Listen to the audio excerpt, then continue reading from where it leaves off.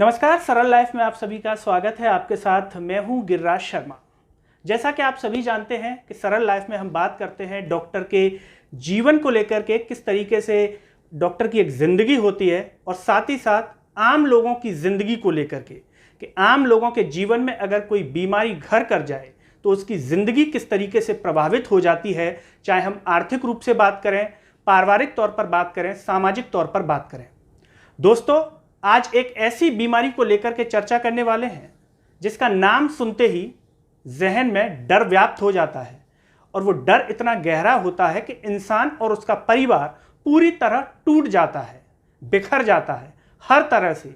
चाहे आर्थिक रूप से बात करें, पैसों को लेकर के बात करें, जीवन भर की जो कमाई होती है एक झटके में सरक जाती है। जी हाँ दोस्तों, उस बीमारी का नाम है कैंसर। अगर परिवार में किसी को हो जाए तो ये तो वही व्यक्ति अच्छे से समझ सकता है और उसका परिवार समझ सकता है।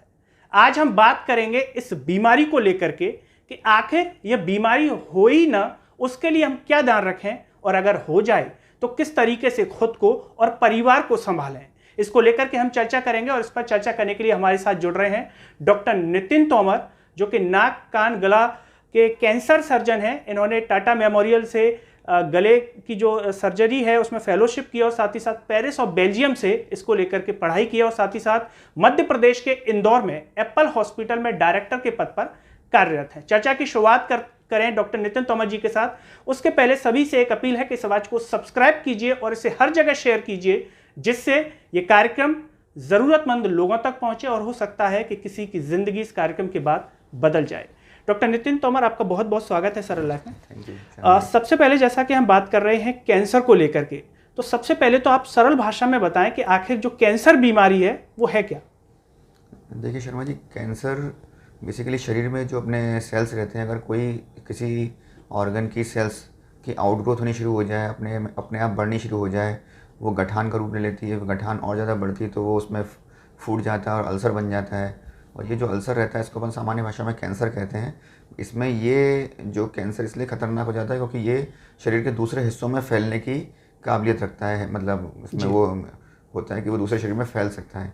इसलिए इस कैंसर को अपन खतरनाक और बड़ी भयानक बीमारी मानते हैं। बिल्कुल, मतलब मुंह का कैंसर मुंह में होने के बाद फेफड़ों में, लिवर में, हाथों में कहीं पर भी फैल सकता है और वहाँ पर उसकी आउटग्रोथ शुरू हो जाती है।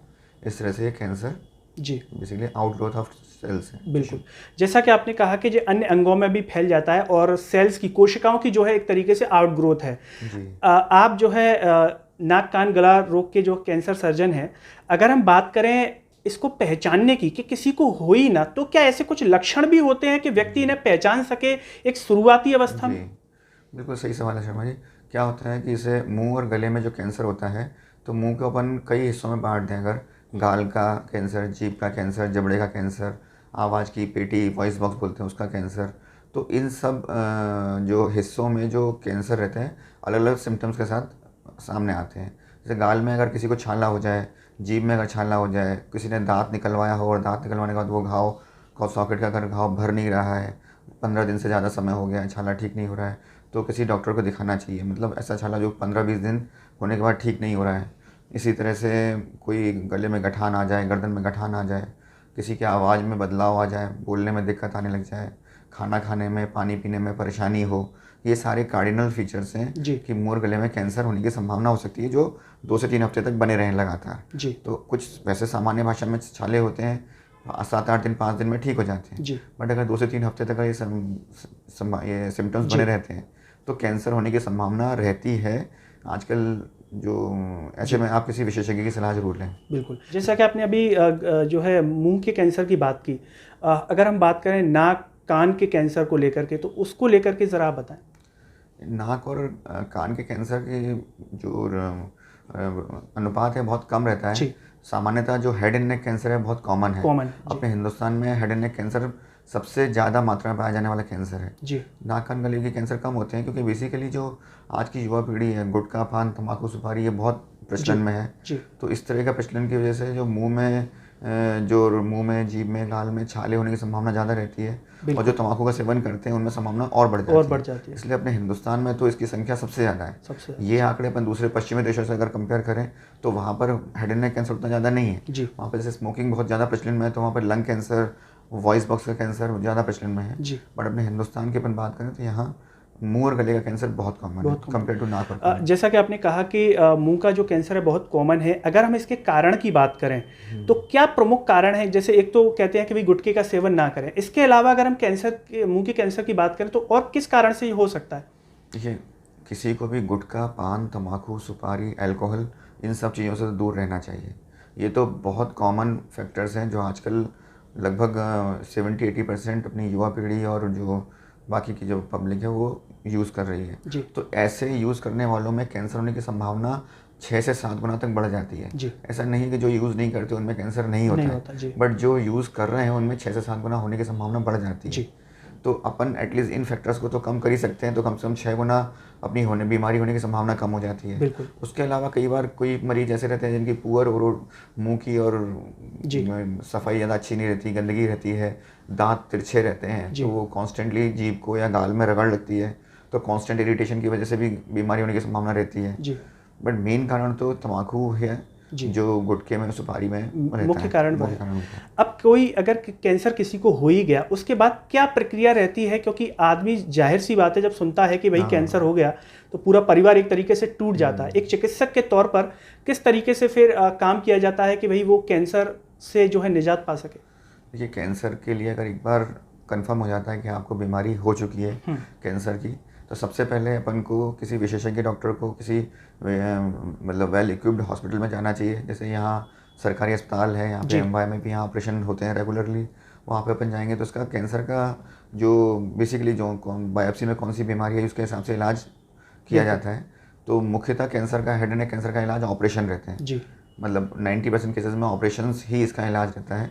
कुछ कैंसर ऐसे रहते हैं जिसमें अपन को आगे ऑपरेशन ना करके सिकाई और बहुत ही कम केसेस में अपन कीमोथेरेपी देते हैं जी। और कुछ कैंसर ऐसे होते हैं जिनमें अपन ऑपरेशन करने के बाद सिकाई भी देते हैं और कीमोथेरेपी भी देते हैं जी। तो साइंटिफिक जो इलाज है कैंसर का, मुंह और गले के कैंसर का, वो ऑपरेशन, और उसके बाद जरूरत पड़ी तो रेडियोथेरेपी या रेडिएशन और फिर कीमोथेरेपी या इंजेक्शंस, इसको देखिए अपन पूरा इलाज मरीज का कर पाते हैं। ये तीनों ही विधाएं बहुत ज़रूरी हैं।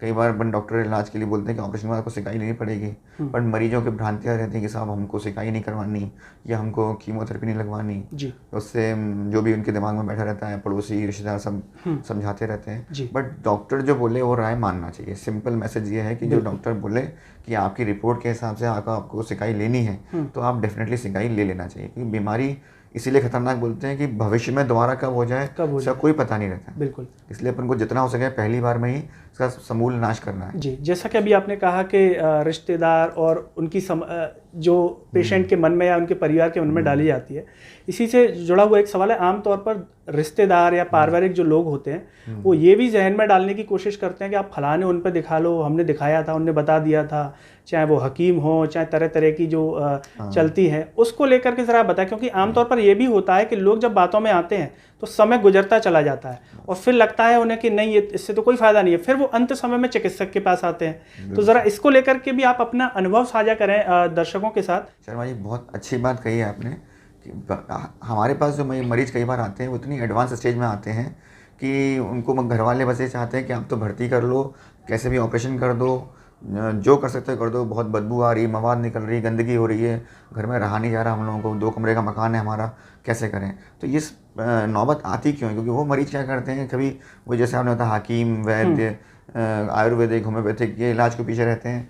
कोई दिक्कत नहीं है, अगर आपको कैंसर नहीं है तो आप उनसे ठीक हो जाएंगे, बट अगर आप कैंसर से ग्रसित हैं तो इन चीज़ों से कोई फ़ायदा नहीं होता। आपके कैंसर के सिर्फ 3 ही इलाज हैं, ऑपरेशन, रेडिएशन और कीमोथेरेपी या इंजेक्शन। इसके अलावा चौथा इलाज है ही नहीं। और अगर आप ठीक हो रहे हैं तो उसका मतलब आपको कैंसर नहीं। बट आपने जब इन लोगों के साथ लिया कि हमको साहब हकीमों के साथ जाना है या फलाने पैथी के साथ हमको इलाज करवाना है, आप करवाइए, लेकिन जो समय निकल जाता है ना, ये लौट के नहीं आता। और कैंसर का एक बहुत फेमस डिक्टम है कि it is curable if it is treated early. अगर समय पे इलाज किया जाए तो पूरी तरह से इसका नाश खत्म किया जा सकता है। बट अगर अपन ने समय निकाल दिया तो स्टेज दर स्टेज बढ़ती जाती है। स्टेज उनकी बीमारी 2 में, 2 से 3 में और 3 से 4 में पहुंचती है, फिर 4 से और एडवांस स्टेज में पहुंच जाती है। फिर कई बार अपन ऑपरेशन करने के लायक बीमारी बचती नहीं है, तो ऐसे में फिर अपन सिम्टोमेटिक इलाज करते हैं कि साहब दर्द हो रहा है तो दर्द का इलाज, और जो सिम्टम्स होते हैं उसके हिसाब से इलाज करते हैं। सांस ले रहे हैं तो सांस की नली डाल दी, खाना नहीं हो रहा तो खाने की नली डाल दी, बट अपन उसका फिर डेफिनेटिव क्योर नहीं कर पाते, समूल नष्ट नहीं कर सकते। फिर अपन बस ये है कि उसकी बस क्वालिटी ऑफ लाइफ मेंटेन करने की कोशिश करते हैं, जो कैंसर को समूल नाश करने के लिए नहीं है। जो उसको सिम्टम्स आ रहे हैं उस अकॉर्डिंग उसका इलाज किया जाए, इलाज करते हैं। और जो सिर्फ छोटी सी गलती कर वो समय पे आ जाते, जब 3 महीने पहले छाला हुआ था, 3 महीने से वो जो आयुर्वेदिक और होम्योपैथिक और जड़ी बूटी और ये सब खा रहे थे और उस समय कैंसर का प्रॉपर इलाज दिया जाता तो शायद वो नौबत नहीं आती। जी, इसमें कैंसर में स्टेजिंग में एक ये भी रहता है कि जैसे जितनी कम स्टेज में बीमारी का इलाज किया जाए उसके रिजल्ट उतने ही अच्छे रहते हैं, बेहतर रहते हैं। जैसे बढ़ती हुई स्टेज में अपन इलाज करते हैं तो उसके रिजल्ट उतने ही कम होते जाते हैं। बिल्कुल, जैसा कि अभी आपने चर्चा में कहा कि अगर प्रारंभिक अवस्था में पता चल जाए तो कैंसर ऑपरेशन के माध्यम से पूरी तरह ठीक किया जा सकता है। अगर कोई अवस्था है सेकंड स्टेज है, थर्ड स्टेज है और ऑपरेशन किया जाए तो क्या इसके चांस फिर से आने के रहते हैं या ठीक हो जाता है पेशेंट? देखिए, कैंसर आने की संभावना तो स्टेज 1 में भी रहती है, दोबारा होने की संभावना, बट वो कम रहती है। स्टेज 1 की बीमारी 2 से 3% लोगों में अगले 5 सालों में दोबारा होने की संभावना रहती है, बट ये परसेंटेज जैसे जैसे स्टेज 2 से 3, 3 से 4 में पहुंचता है तो स्टेज 4 तक होते होते 20 से 22% तक पहुंच जाता है। तो जितने कम स्टेज में, छोटी स्टेज में अगर अपन इलाज करते हैं कैंसर का, समुचित इलाज करते हैं, उचित इलाज करते हैं तो दोबारा होने की संभावना कम से कम रहती है, रिजल्ट अच्छे रहते हैं, क्वालिटी ऑफ लाइफ अच्छी रहती है, पेशेंट सोशली एक्सेप्टेड रहता है। अदरवाइज फिर वही होता है कि मरीज सही से खा नहीं पा रहे, फिर उनका मुँह नहीं खुलता, किसी के बाद कई बार मुँह खोलने में कमी परेशानी आती है तो वो फिर सोशली एक्सेप्टेड लाइफ नहीं जी पाता है।